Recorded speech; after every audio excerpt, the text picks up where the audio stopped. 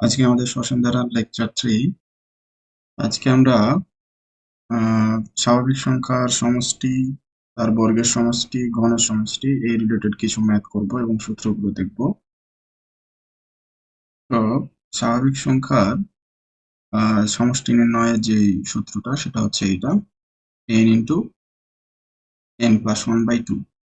n সংখ্যক প্রথম n সংখ্যক স্বাভাবিক সংখ্যার সমষ্টি নির্ণয়ের সূত্র হচ্ছে এটা। তারপর যদি আমি n এর মান এখানে 10 নেই, তাহলে ধারাটা পাই সেটা হচ্ছে এটা। না, প্রথম n সংখ্যক স্বাভাবিক সংখ্যার সমষ্টি, এটা সমষ্টি, তাহলে n কত? n হচ্ছে 10। তার মানে এখানে হচ্ছে 10 ইন্টু 10 প্লাস 1/2। এখান থেকে পাবো আমরা এইটা। যদি 2 আর 5 কাটাকাটি, 2 আর 10 কাটাকাটি করি 5 পাবো, 5 11 55। অর্থাৎ প্রথম 10টা স্বাভাবিক সংখ্যার যোগফল হচ্ছে 55।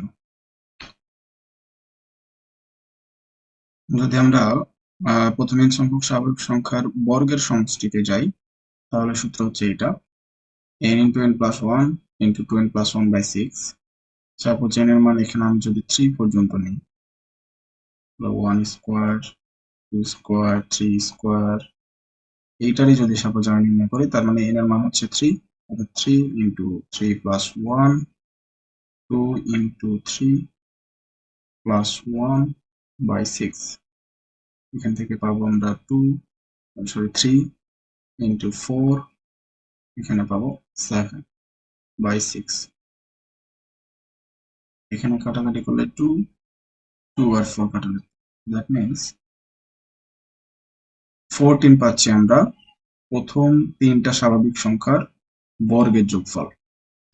এখান থেকে যদি আমরা চেক করে নিই, তাহলে এটার মান 9 পাবো, এটা পাবো 4, এটা পাবো 1। সব কটা যোগ করলে আমরা 14ই পাবো।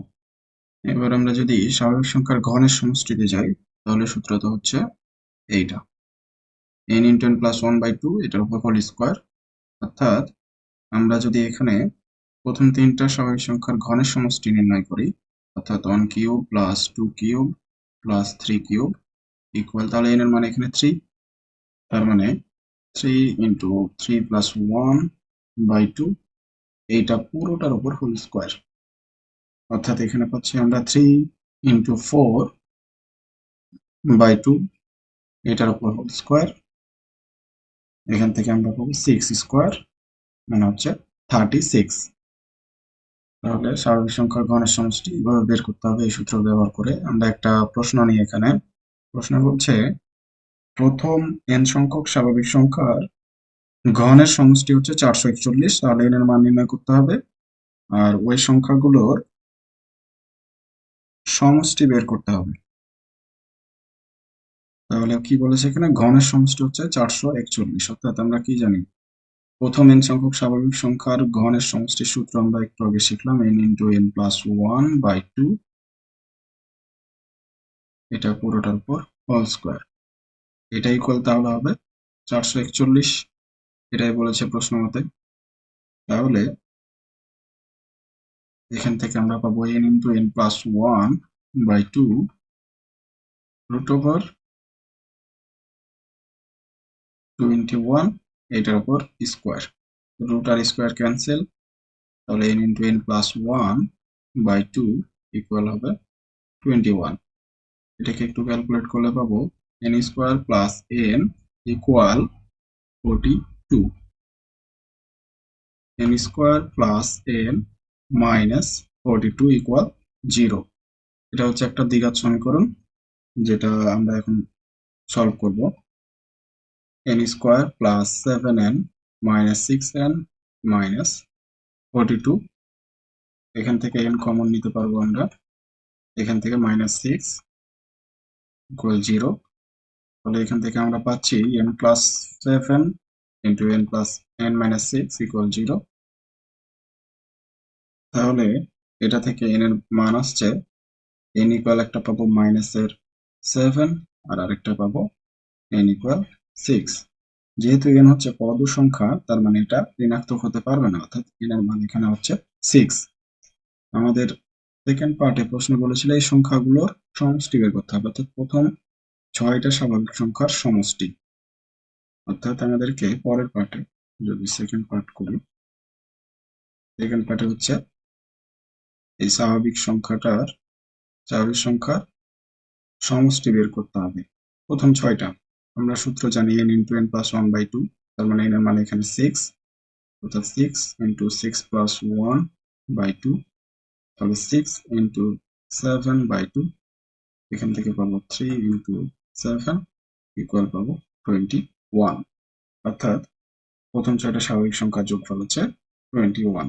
এই প্রশ্ন শেষ। এখানে পরের একটা যদি আমরা প্রশ্ন নিই, এখানে বলছে n সংখ্যক স্বাভাবিক সংখ্যার গণের সমষ্টি দিয়েছে এবার 225। তাহলে n এর মান বের করে আর ওই সংখ্যাগুলোর বর্গের সমষ্টি বের করতে হবে।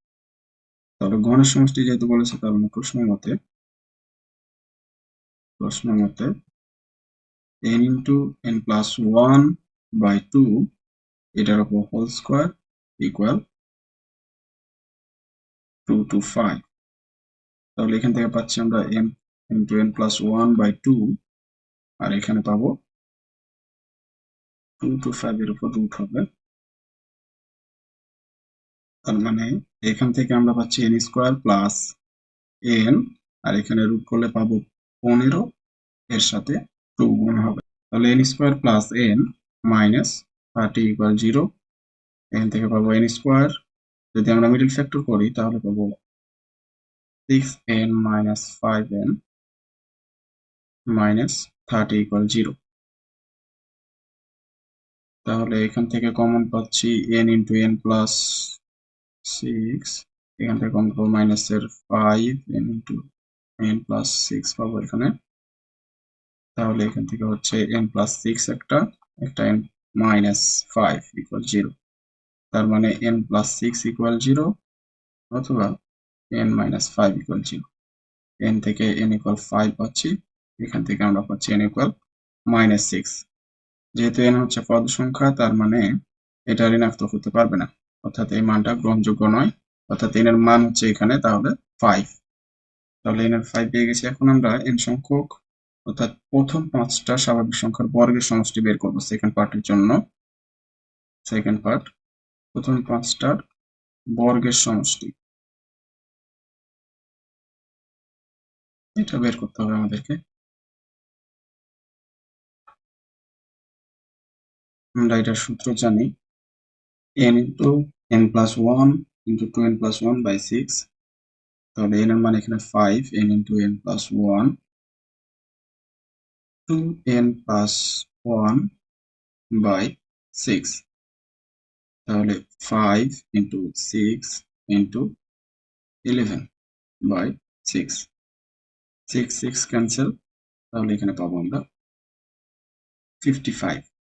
এটা হচ্ছে প্রথম 5টা স্বাভাবিক সংখ্যার বর্গের যোগফল। এই প্রশ্ন আমাদের শেষ। এখানে আর একটা প্রশ্ন নিয়েছি, আমাদেরকে এখান থেকে n এর মানটা বের করতে হবে। উপরে দিয়েছে n সংখ্যক স্বাভাবিক সংখ্যার ঘনের সমষ্টি, আর নিচে দিয়েছে n সংখ্যক স্বাভাবিক সংখ্যার সমষ্টি। এইটা ইকুয়াল দিয়েছে 210। এইটা থেকে আমাদেরকে n এর মানটা বের করে নিয়ে আসতে হবে।